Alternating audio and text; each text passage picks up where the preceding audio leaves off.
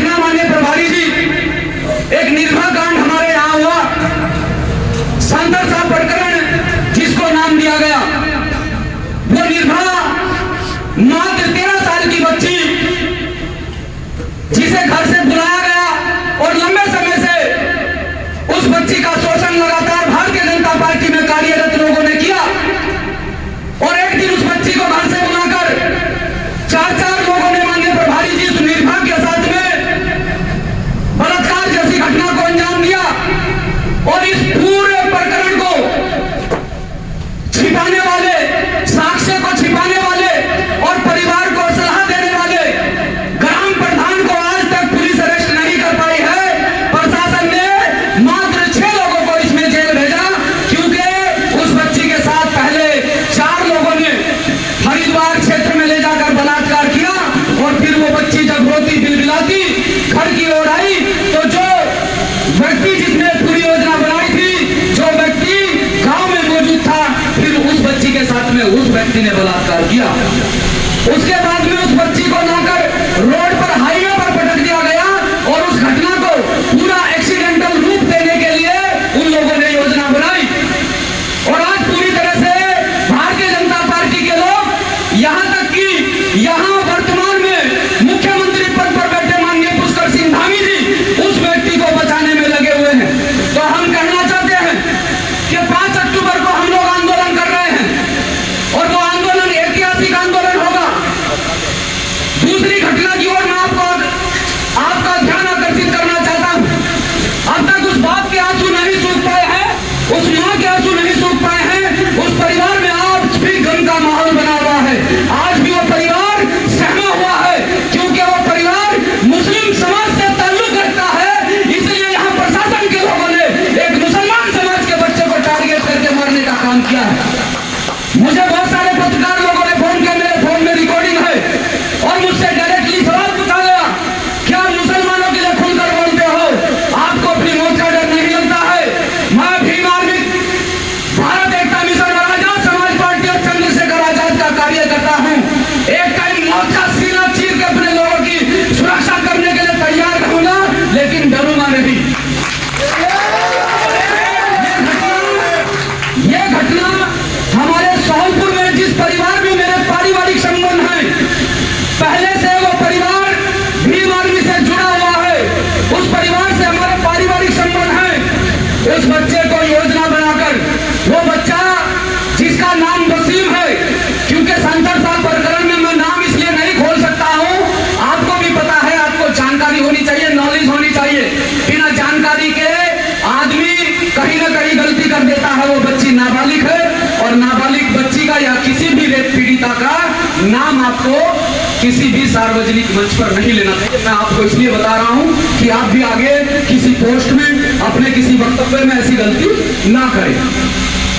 वसीम नाम का हमारा साथी, जो अपनी बहन के यहां से माधोपुर को होता हुआ अपने घर जा रहा था, उस परिवार पर लगातार प्रशासन नजर गड़ाए हुए था, क्योंकि मैं मानता हूं वो मुस्लिम समाज से ताल्लुक रखता है।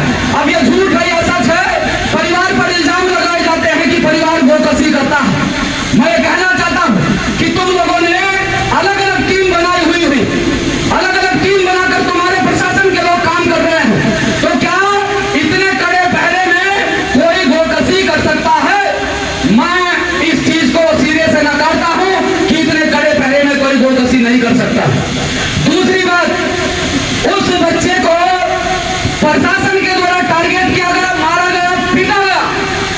अगर वो बच्चा अपनी जान बचाने के लिए तालाब में कूदा, वहां तालाब था, वो तालाब में कूदा, तो प्रशासन ने उसे बाहर नहीं निकलने दिया, क्योंकि वो बहुत अच्छा तैराक था। मैंने बहुत सारी उसकी वीडियोस देखी।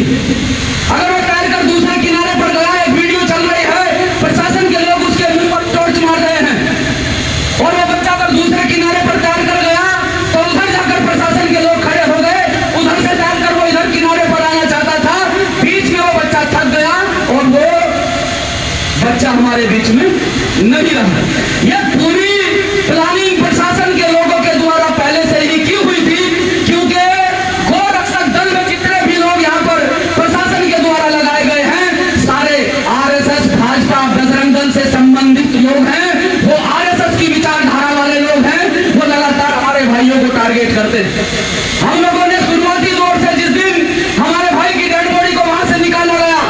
उसके शरीर पर कपड़े भी नहीं थे। और एक वीडियो आप तक पहुंचा होगा, जो घटना रात के 12 और 2 के बीच में घट रही है, एक वीडियो आप तक पहुंचा होगा। 45 किलो गोमांस आपको एक स्कूटी से निकालते हुए एक पुलिसकर्मी दिखा रहे होंगे।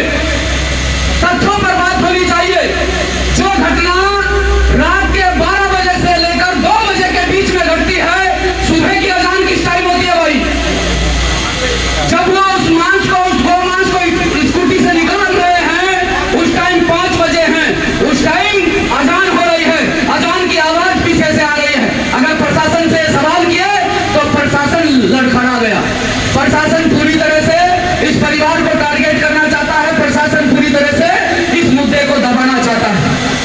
हम शुरुआती दौर से माननीय प्रभारी जी वहां लगे हुए हैं, क्योंकि हमने बड़े बड़े नेताओं को वहां मोर्चा छोड़ते हुए देखा है।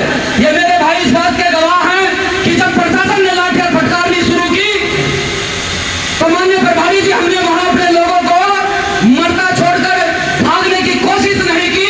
हमने प्रशासन के सामने सीना तानकर हम लोग खड़े हुए और हमने कहा, वो भाई वहां पर मौजूद था, मैंने कहा कि तू मेरे बराबर में खड़ा हो, मैं देखता हूं तुझे कौन लाठी मारता है। और प्रशासन एक भी व्यक्ति को लाठी नहीं मार पाया। नहीं तो प्रशासन ने माननीय प्रभारी जी पूरी योजना बनाई हुई थी कि एक व्यक्ति को इन्होंने टारगेट करके मार दिया, बाकी लोगों पर लाठियां बांधी जाए और मुकदमे डाले जाए, तो ये मुसलमान समाज के लोग हैं वैसे ही डर के घर में बैठ जाएंगे। लेकिन ये आपको भी मानना चाहिए, मेरे मुस्लिम समुदाय के साथियों को भी इस बात को मानना चाहिए, नकारना नहीं चाहिए कि अगर वहां भीम आर्मी के लोग बीच में ना खड़े होते तो एक भी व्यक्ति अपने पैरों पे चलकर वहां से ना आता, सबको लाठियां खानी पड़ती, सबको पुलिस की मार सहनी पड़ती। तो आपको भी इस बात को समझना चाहिए, आपको भी इस बात की जानकारी रखनी चाहिए। माननीय प्रभारी जी पिछली 13 तारीख से पहले 5 तारीख में जब हम लोगों ने रुड़की का आह्वान किया कि हम दोनों पीड़ित परिवारों के साथ में रुड़की बंद करेंगे, तो हम लोगों ने हजारों की संख्या में पहुंचकर, हमारे साथी लोगों ने हजारों की संख्या में पहुंचकर रुड़की का चक्का जाम करने का काम किया। लेकिन फिर भी प्रशासन बात को मानने के लिए तैयार नहीं। उसके बाद 13 तारीख में माननीय राष्ट्रीय अध्यक्ष जी का दौरा हुआ और हमारे माननीय राष्ट्रीय अध्यक्ष जी के द्वारा 5 तारीख का आह्वान किया गया। हम चैन से बैठने वाले नहीं है।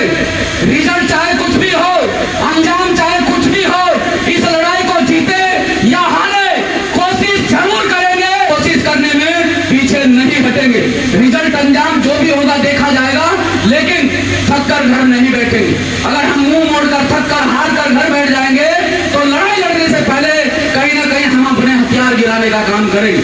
मैं उन तमाम साथियों को भी कहना चाहता हूं कि परिवार है और परिवार में गुस्साराजी चलती रहती है, कोई परेशान होने की आवश्यकता नहीं। हो सकता है कि परिवार में कभी कभी मनमुटाव बढ़ जाते हैं, उन मनमुटाव को कम करना आप लोगों की जिम्मेदारी है। ये परिवार है, ये चलता रहता है जैसे शेखर जी ने कहा।